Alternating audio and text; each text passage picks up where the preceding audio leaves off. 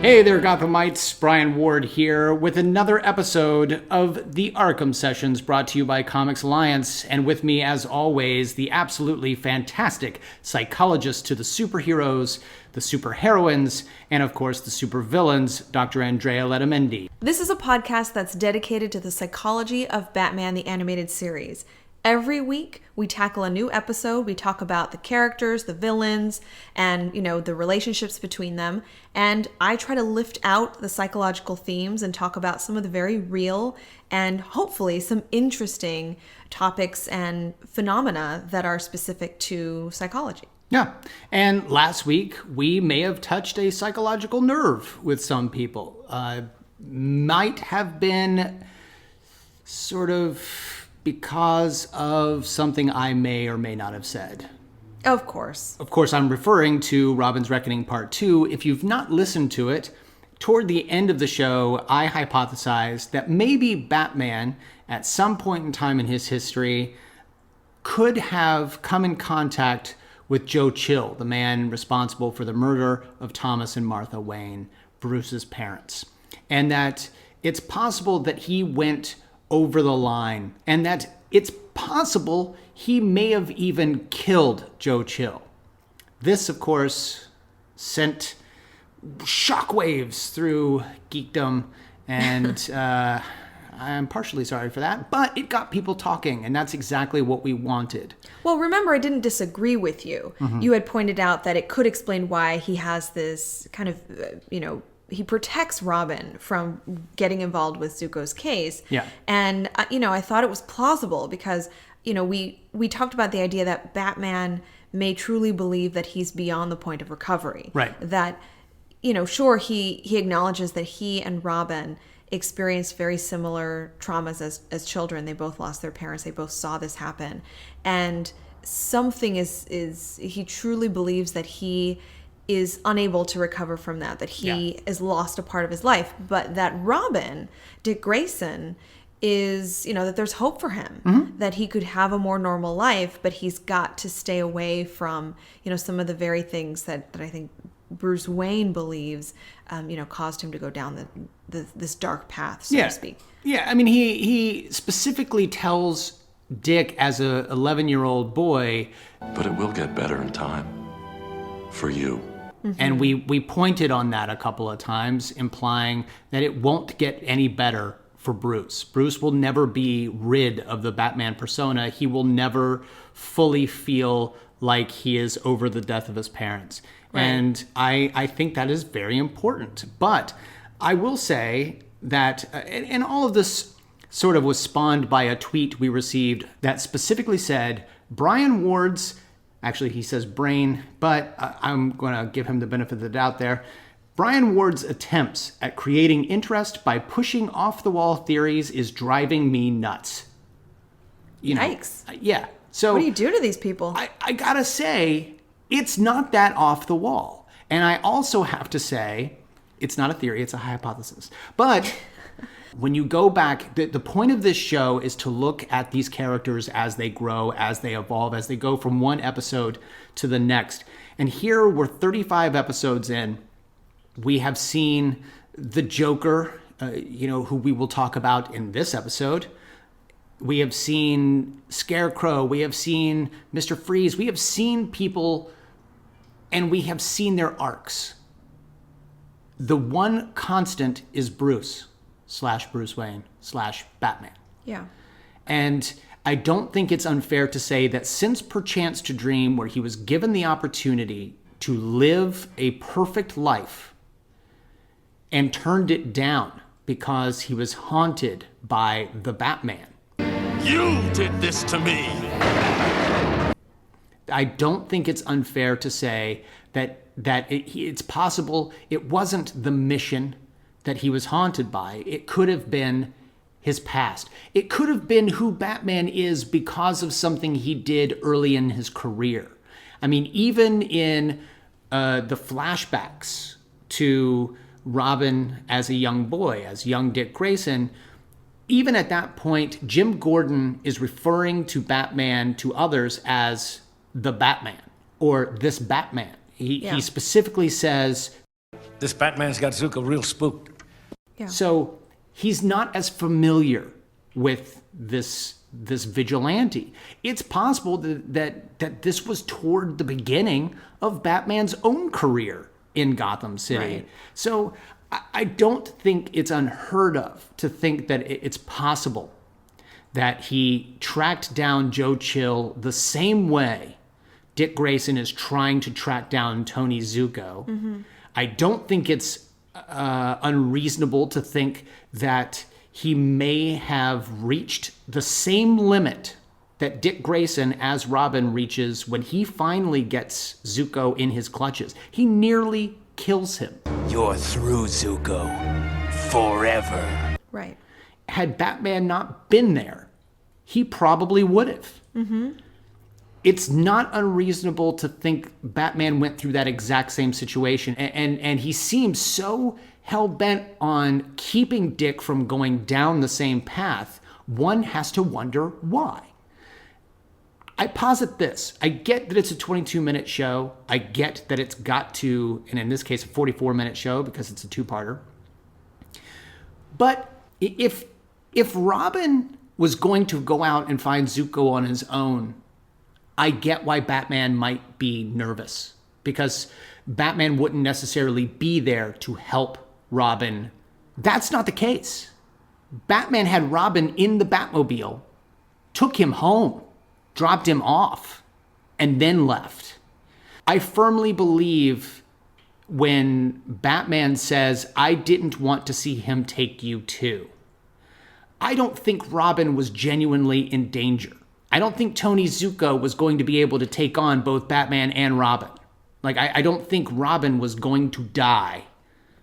Right. So, I mean, you're referring to the idea that Batman was talking about Dick Grayson's healthy functioning. Yeah. That if he were to continue this path, Tony Zuko, as crazy as that man is, as violent, as dangerous, but also with the potential that he embodies the revenge that Robin is seeking. Yeah. That if Robin, finds him and enacts his feelings of hatred and guilt and shame and all the things that he's experiencing, he may cross the line. Yeah. And that's one line that I think Batman thinks you can't return from. That once you cross that line, you're forever gone. Psychologically speaking. And we see Robin sort of going down that path as he starts to say things like, I've waited a long time. He is reaching that point of no return even in that moment. And I think it's fair to say that in my logic, Batman probably didn't think Robin was in physical danger. Right. If they took on Zuko together. Right. Well, right. And here's the thing. It's not just about this episode. Like, what I'm hearing from you is that you're coming up with these hypotheses and you're expressing them, and it's coming out of a place of curiosity. It's coming out of a place of knowing the Batman universe and lore. And clearly you're expressing things that I think other people might be thinking about or have questions about. So, occasionally, I don't know about your ginger theories. We entertain them once in a while. But I think for the most part, you're raising questions that most people, whether they're in this field of psychology or not, would be asking. Yeah, I want to make it very clear that this tweet, and I think this part of the tweet kind of rubbed me the wrong way a little bit. I'm okay with criticism, by the way. If you've got criticism, please let us know. But he is suggesting that I am attempting to create interest.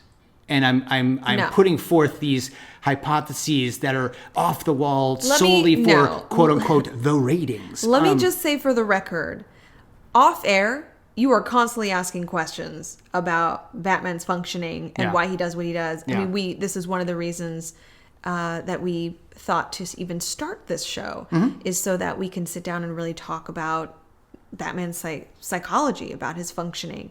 And so, among other things in the animated series. So it's very clear. I want to make it even clearer that for the record, you're not bringing up these hypotheses to, to get some kind of reaction from me or Right. from listeners. Yeah.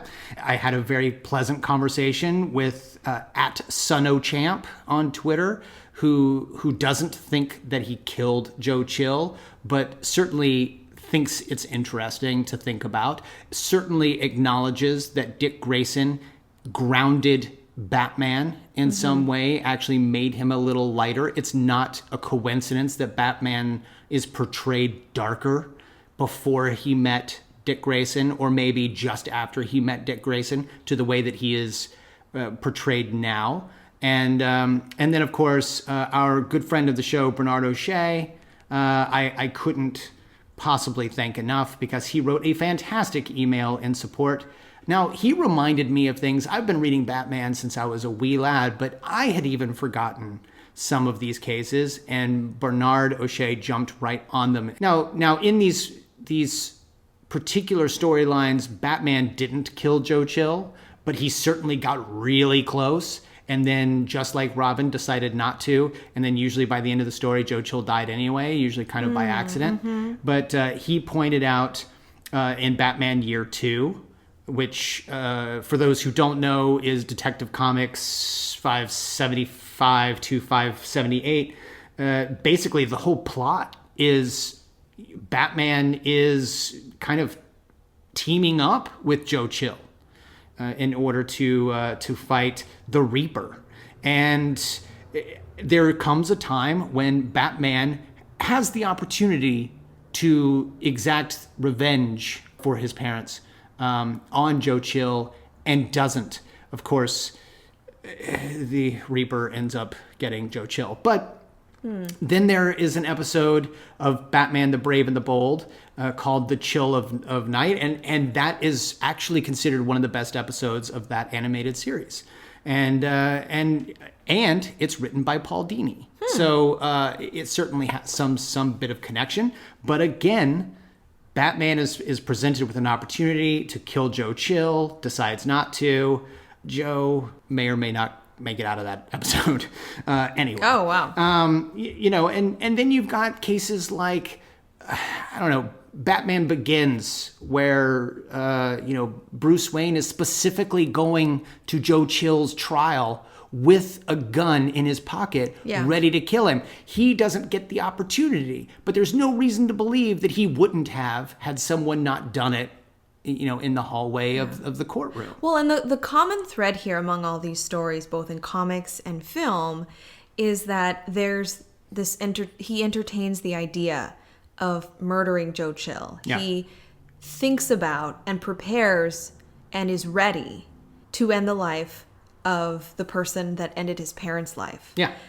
Ended his parents' lives, I should say. So that, I think, is the realistic part of this. Yeah. And I think that what's great about that commonality is that he's willing to do it. There are points in his life when he's willing to do it. And again, that's very realistic. Yeah. When you talk to folks who are recovering from an interpersonal trauma like that, that's one of the first things that they want to do. Yeah. They want to end the life of, they want to cause the same pain that person caused them. Yeah. So, of course, we don't see Batman do it, but I think that if this raises questions for us, maybe that wasn't the intent, but it raises questions for us. Wow, he must have really gone to a dark place. Yeah, and it certainly suggests that Batman doesn't want Dick to have to go through that same dark place.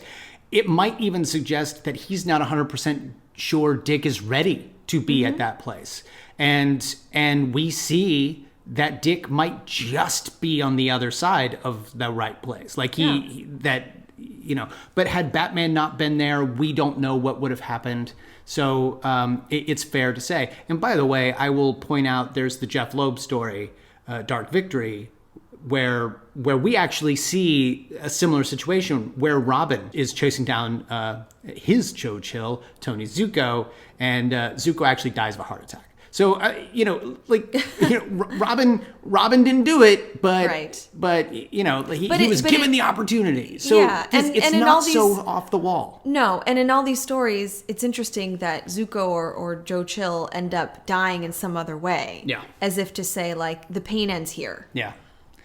We also had a fantastic email from Kyle Villarama. I'm hoping one of those pronunciations was correct. But Kyle actually talks a little bit about the episode Robin's Reckoning and how it reminded him of something that is going on in his own life. And I thought that it was important to note it. And luckily he was okay with us talking about it on the show. But he actually emailed and said that the idea of Bruce taking in Dick with the hope that Dick will not grow up to be like Bruce resonates in his own life. He says, I volunteer at my church as a youth group leader. I've worked with 5th and 6th graders, middle school teenagers, and I'm now working with high school teenagers. I take that same mentality of wanting to help steer these teenagers away from paths that I've taken. I feel like I'm helping the kid I once was, much like how Bruce does when he has Robin by his side.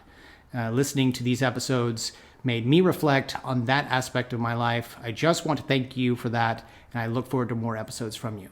So definitely, I think these shows are taking on sort of a whole new life, and we thank Kyle for emailing us on that. What a nice note. Yeah. It's conversations like this that really get me revved up. I enjoy them. I enjoy talking with people about different possibilities, and I appreciate everyone who tweeted us, everyone who emailed us. You guys are the absolute best, and we like to keep that conversation going. So send us more tweets, whether it's at Arkham Sessions or at Arkham Asylum Doc or at bward028. Send us emails, arkhamsessions@gmail.com.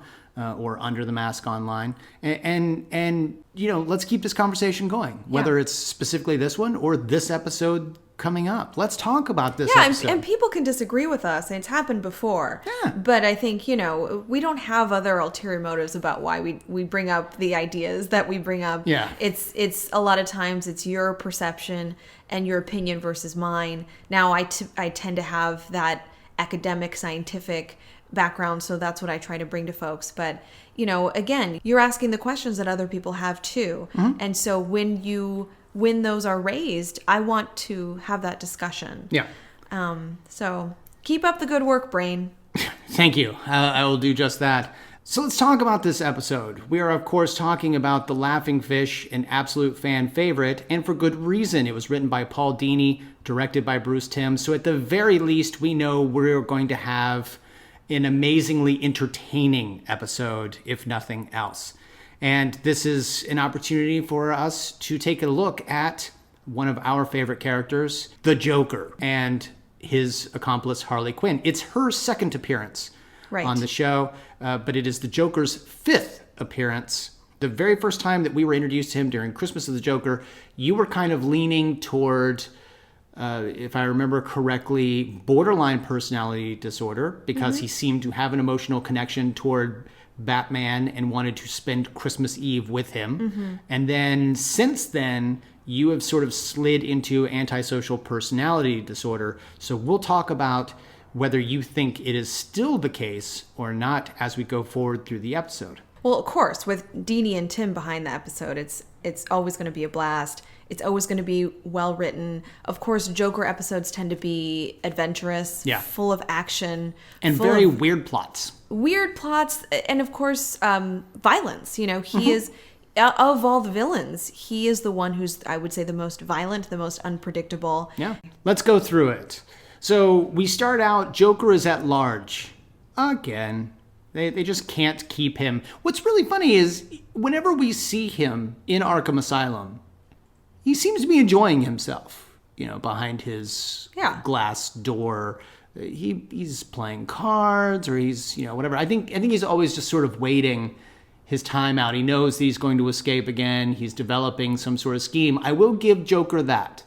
He is always very well planned and ready to go. So I think that's probably what he's doing while he's enjoying himself in Arkham Asylum. But he has escaped, and he is still at large. Batman appears to basically be waiting for the Joker to make his move. Because we, in the very beginning of the episode, see it. A group of fishermen come in. They are bringing in their catch.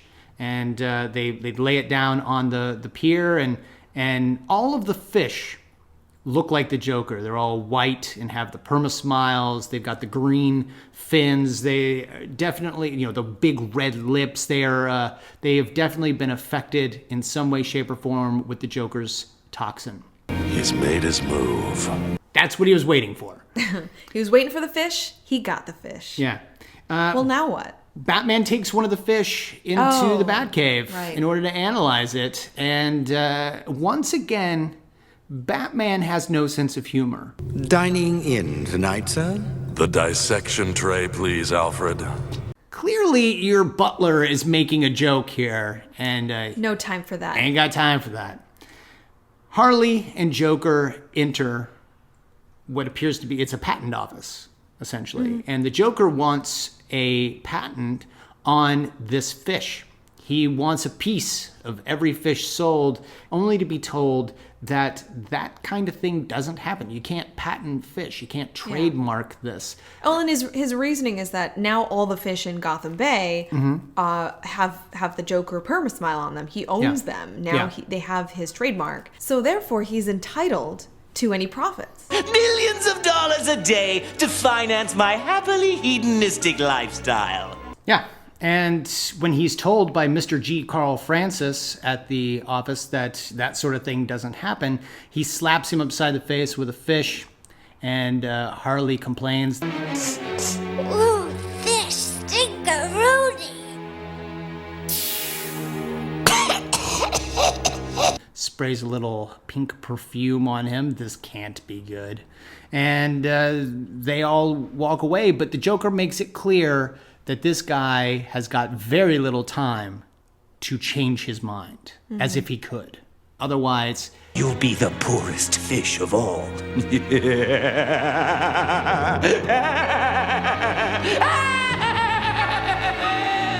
we then go back to Batman dissecting the fish, and he has determined that there is a particular toxin that the Joker has used that is only affecting the fish.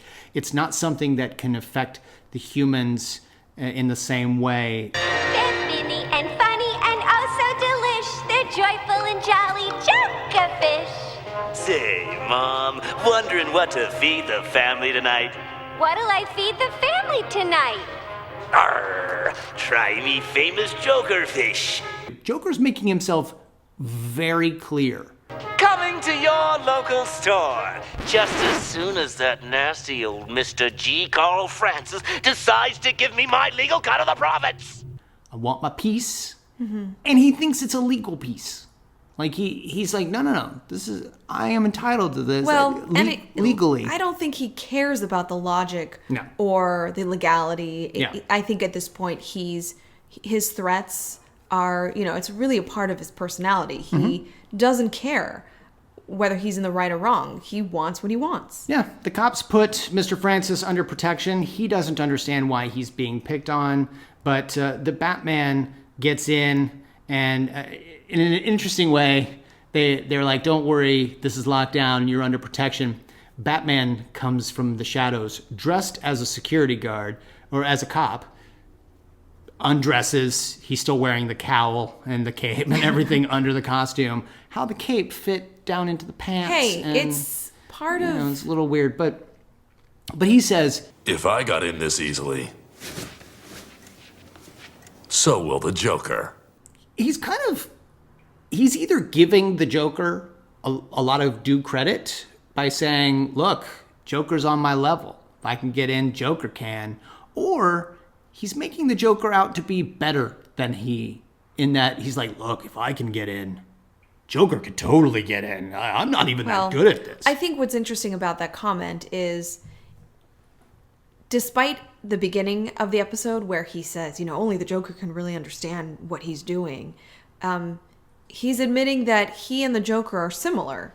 If he can get in, if he can find a way, then the Joker, with his mastermind and his level of intelligence, he can get into. Yeah. So in some ways he aligns himself, with him. Francis can't understand why he is being picked on. He insists that he's harmless, that he can't change the law. He's not even after the Joker. He's got nothing to do with this. He's completely harmless. And in his sick mind, that's the joke, Mr. Francis. Francis is scratching himself. There seems to be, he's been itching lately. He thinks it might be stress related or something. But Batman realizes that he's been infected somehow. Get this man to a hospital, now! That's when a swordfish comes crashing in through the window, starts releasing a toxin, and no one is affected except for Francis. Francis begins convulsing and going into the perma-smile phase. Yeah. And in a very awful way, too. The way that they animated this, his eyes begin bulging. So creepy. Yeah, it's not a pleasant transformation. And he is laughing hysterically. Batman realizes that he's been infected, and he gives him an anti-venom. And it says that this is all part of a binary compound. Francis had clearly received part 1 earlier today when he was slapped in the face and Harley sprayed him with the perfume. And now the second part of the compound is the gas that it was unleashed. So no one else was going to be infected. Mm-hmm. This was clearly meant for Francis. But he has saved him and everything's fine, except that there's another commercial. And the Joker says, "If I don't get legal claim to my fish by 3 a.m., the number 2 bureaucrat, Thomas Jackson, will feel my wrath." Aw, shit. Batman has a plan to protect Jackson, and they're all standing around. Jackson is sitting in his chair. Batman is standing by the window. A cat waddles his way in carrying a fish. And this is one of Jackson's cats. And the cat seems to also be affected. It's affecting him. Look out!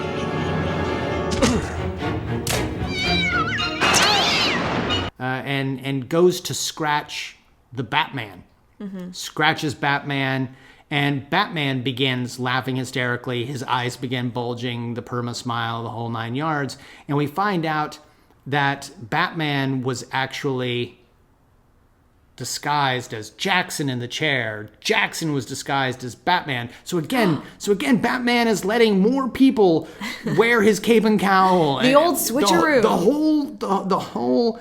And I gotta say, just looking at Jackson in the Batman costume, he's a fit guy. He's looking good. He's fit. He looks just like Batman. Maybe that was not Batman's costume. That was just a kind of a... No, you used that once before. No, because it has to fit, Mr. Jackson. Jackson, right? Yeah. So he probably had, kind of a cheap copy made. Right. So that he could wear it. And then the cat wouldn't know the difference. Well, Turns out the cat... The cat does know, yeah. The cat's going straight for the right guy, regardless of what he's wearing. Even drugged, the cat went straight for its master. And they look at the fish and realize that it's a Japanese tang, and it's not native to Gotham's waters. So they're wondering where this fish came from. Harvey Bullock had enough. He leaves. He's angry. He feels like he can do this on his own without the Batman's help. Turns out he could. Yeah. He's a pretty good detective after all. He goes straight to the aquarium, and if it weren't for Harley uses that famous gigantic revolver that we've seen with the cork pop. Mm-hmm. She shoots it, and it ends up tying him up. Joker grabs him with a hook and elevates him over a shark tank. So he's going fishing with Harvey Bullock. It's sort of determined that would be a bad idea. Why spoil my sharky's appetite when I can feed him bigger fish? Let's talk about Harley here, because Harley she's now sort of the classic Harley that we know, which is interesting to say because technically this is only the second time that we've seen her. Harley is now the loyal sidekick. She is only in the Harley Quinn outfit for which she's known throughout this episode. Yeah. She is calling him Puddin'. She appears to have a little bit more of that enamored quality about her. He offers her the opportunity to be his little mermaid. Yeah. Right before he slaps a big fish costume onto her, and she says, You're really sick, you know that, boss? Yeah. so let's talk about Harley and the Joker's relationship so far in this episode. Well, you're right. We see more of a connected romantic relationship here compared to that first time that we saw Harley. Yeah. So we get the sense that they're attracted to each other. They have this unique relationship, but we're starting to see some additional signs that he's coercive, that he's abusive, that he manipulates her. We also see signs that he likes her. He's affectionate towards her. He uses, he doesn't use the same nicknames and stuff that she does, but he's flirty with her. He's flirtatious. He's charming. And he's kept her on. Like we've never seen him carry on a sidekick before. This is someone from a previous heist that went wrong, and she's right there with him. Yeah. But as you pointed out, he has done some things that are problematic, that there are signs that we should worry about. Yeah. Like when they have that commercial, he's force feeding her to eat whatever fish. Yeah, she really doesn't like fish, but he is force feeding her, and she ends up throwing it up. Yeah. He uses that big disguise, that fish head on her, throws that on her. So nothing too violent yet, but we're seeing that he's definitely taking advantage of her, and he's kind of using her to get what he wants. Yeah. And it's unclear now what he wants. I'm not really convinced that he wants profits from the fish in the Gotham Bay. I think that he actually wants to be close to Batman again. And I was going to bring that up. I'm now wondering, does this mean that he's shifting more toward borderline again? Because this entire route, this entire setup seems to be almost solely to bring Batman to the Aquarium so that they can hang out together, and that once again, Batman can be put into some kind of danger caused by the Joker. But the Joker doesn't really seem to really want the profit from the fish. He wants the interaction with Batman. Right. It's almost like he's either lost focus or that was never the intention anyway. Yeah, it was solely the catalyst. Yeah. And I agree, to quickly review borderline, because we talked about borderline personality disorder early on in Christmas with the Joker. Yeah. Borderline is one of those personality disorders. So again, it's that pervasive, long-standing, a lifelong type of condition characterized by a number of different traits that would be problematic in regards to relationships, in regards to emotion regulation. And we had hypothesized that the Joker's interest and even flirtation with Batman and his interest in sort of having this violent relationship with him, if you will, where he would risk his own life, risk Batman's life, just to kind of stay close with him, to be connected with him in some way, was indicative of some of these traits. Right. Some of the essential features of borderline personality disorder is that pattern of instability in interpersonal relationships. Okay. It's problems, confusion with someone's self-image, and as I said, difficulty with affect or emotion regulation. And there's a lot of impulsivity associated with this disorder. What I mean by impulsivity is, not really thinking about the consequences, self-harm, threatening other people, threatening oneself, just really kind of the self-injurious type of behavior that we've talked about before. That's probably the one element that I'm not sure he fits into, in that he seems to know the consequences. He seems to be very well thought out. He's not so much impulsive. He will threaten people, absolutely. He will do things to other people, absolutely. But he always seems to sort of know what's at stake. But he does it anyway. Like, he's okay with that. So you're saying that even though he thinks about the consequences, he doesn't care what those are. Yes. It could involve hurting other people, and it doesn't matter to him. Right. And that's indicative of some signs of antisocial personality disorder, which we talked about in Be a Clown, in Joker's Favor, where he has no remorse. He doesn't care that he might be hurting other people. And antisocial personality disorder is another one of those. I mean, of course, it's another personality disorder, a lifelong pervasive cluster of characteristics. Now, this time, with this particular personality disorder, it's characterized by lack of emotion, by lack of remorse, again, not really being affected, that you might be hurting someone, that you might be endangering them. And there could even be some kind of thrill or pleasure derived from violating the rights of other people. Let's talk about that, because that's a perfect lead-in to what he then ends up doing. He admits that he shouldn't kill Bullock right away because feeding the sharks would fill them up and they wouldn't be willing to eat Batman. So Batman does in fact come in. And here's another case of where Batman is constantly dark, constantly shadows. The way that they've animated this is once again sort of how I would like to continue to see Batman animated, where you don't get very good looks at him. But they catch him, and he offers himself up to take Harvey's place. I'm the one you're after. Harley cuffs him. I think I'll start using my toxin on cattle. Joker burgers! Ha! Talk about a happy meal!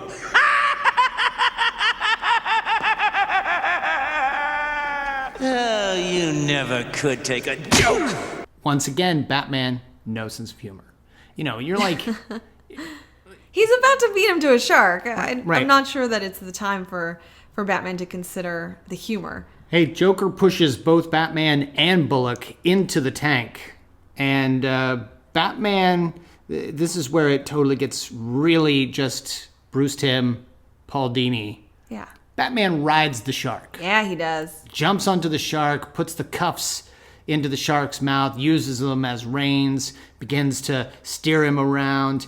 He runs into the aquarium glass, cracking it, comes back through, does it again. The Joker is enjoying all of this immensely, which is perfectly illustrating your point that he has put them in this situation and loves it. Yeah, it's a thrill to see this. You know, is Batman going to survive? Is Bullock going to survive? Oh man, the shark just crashed with the tank and water's everywhere. I mean, there's this enjoyment, this really kind of basic pleasure out of seeing this chaos and violence, and that's really, you know, that's kind of the disturbing aspect of the Joker. Once the shark crashes through, Joker realizes that he might be in a little bit of trouble, goes up, trying to get out of here. He goes up onto the roof. Leaves Harley, by the way. Leaves Harley.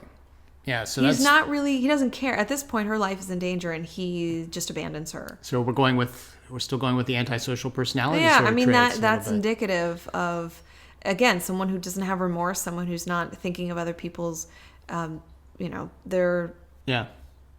He leaves. Yeah. And Batman chases him, and they end up fighting one another.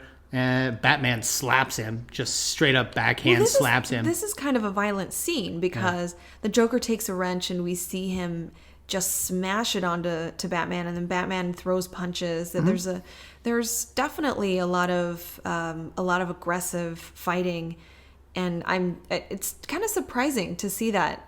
You know, now to see that that's what animated shows used to be. Well, and Joker runs over to the edge. Batman says, "There's no place left to go, Joker." Once again, showing that the Joker has thought of everything, and he even says it. The Joker jumps off the edge in midair, inflates a sort of raft toy, inflatable thing, donut around himself, only realizing in midair that he is landing in the water that the shark has sought for refuge. He is now jumping into shark-infested waters. Oh, snap. Oh, snap. Shark snap. Get it? Oh, no. Oh. And Joker isn't seen or heard from again. All we see is the Joker's card floating atop the water. Yeah. And Harley is crying before she's taken away. Oh, my poor puddin'. Yeah. It's sad. It is sad. Come on, he was a demented, abusive, psychotic maniac. Yeah, I'm really gonna miss him. Yeah, it's that actually, that little piece of dialogue says a lot, that this man is abusive and that you're better off without him. And she, in turn, admits that that's what she loved about him, that she has this unhealthy relationship with him. Yeah. And, and again, we see more of that unhealthy relationship here in this episode than the one before. Where does she go from here? She goes to Arkham Asylum. No, I understand, but She is deserving of receiving some kind of psychotherapy and rehabilitation in Arkham Asylum. That should be part of her, part of what she's owed. And I don't know that she gets that. Mm-hmm. Does she have an upper hand when being treated at the asylum? Well, yeah, she does, in that she knows what she's owed. She knows what she's deserving of in a place that she's receiving mental health care. So that's on her side. She should absolutely employ that knowledge and demand. She has the right to some of these interventions, some of the support and education that she should get, but she in order knows to recover. If she doesn't want to recover, though, and she knows how it works, how the system works, not just the asylum and the how that particular system works, that hierarchy. I'm referring to the actual methods of psychological treatment. If she were a former psychiatrist and she understands how that works, can she then use it to absolutely. her own? She can fight it. She can know what to say, to know how to manipulate her, professional caregivers and her psychiatrist. Yeah. And it's possible that she can manipulate her way out of Arkham Asylum. And although this was not an episode that covered the animated series, 2 weeks ago we covered Assault on Arkham, the recently released DC animated film, and there's a lot going on there regarding Harley and the Joker and their relationship and her knowledge of the mental health system. So I would recommend that folks, if they haven't already done so, check back a couple of weeks ago and listen to that episode as we really delve into their relationship. Perfect. Okay, so we've talked about the Joker. We've talked a little bit about Harley. We've talked about their relationship. Your assessment after 5 episodes. Is the Joker now still going down the path of antisocial personality disorder, or is he bouncing back and forth between that and borderline? Yeah, I think that he certainly meets a lot of that criteria. And it doesn't mean that he won't meet criteria for borderline personality disorder. He can have both. There can be what we call a comorbid diagnosis of borderline and antisocial personality disorder. Okay. But, I think there's more evidence for antisocial personality disorder. But, and I think we would need more information about his unstable relationships, his motivations behind his, why he pursues Harley, why he pursues Batman. And, that would help us to understand whether he's meeting criteria for borderline. So the way, if you're interested in how I would kind of document this, I would say that his primary diagnosis is antisocial personality disorder, and a rule out, a working diagnosis perhaps, or a secondary diagnosis would be borderline personality disorder. So it sounds like this sort of thing is clearly complicated, especially when you're talking about someone like the Joker. I highly recommend that if you have questions as listeners and you're interested in antisocial personality disorder, borderline personality disorder, or really anything that we've talked about, you should absolutely write in to arkhamsessions@gmail.com or go over to underthemaskonline.com and email Drea there. She is a wealth of information and has no problem just talking about this stuff. I also want to point out that this week is National Suicide Prevention Week. Wednesday, September 10th, is National Suicide Prevention Day. And we, of course, this is something that we've talked about on our show several times. We have also talked about what number to call if someone is feeling hopeless, they don't know what to do, or they're having thoughts of suicide. That, of course, is the National Suicide Prevention Lifeline. That number is 1-800-273-TALK. Again, 1-800-273-TALK. That's 8255. So I think that's it for this week. It was a great opportunity to take a look at the Joker once again for his 5th time, and Harley for her 3rd. And I'm looking forward to seeing what I imagine will be the Joker teamed up with Harley once again. I don't think it's the last that we've seen of the Joker. How about you? No, I mean, clearly he is one of the favorites. And as we well know, she is now developing into a very, a more complex and very fascinating character. Yeah. Looking forward to it. Drea, where can people find you online? I am at Twitter at Arkham Asylum Doc. My website is underthemaskonline.com. And I am at bward028. We can also be reached via email, arkhamsessions@gmail.com. You can also find us on Twitter together. We are at Arkham Sessions. Next week, we are going to take a look at another interesting episode. This one's a brand new villain for us. In fact, we get to deal with ninjas. Ooh. I know, I'm very excited about ninjas. You can never really go wrong with a good ninja episode. But it's actually called Night of the Ninja, and that one will be next week. So until then, I'm Brian Ward. I'm Dr. Andrea Letamendi. And we are The Arkham Sessions.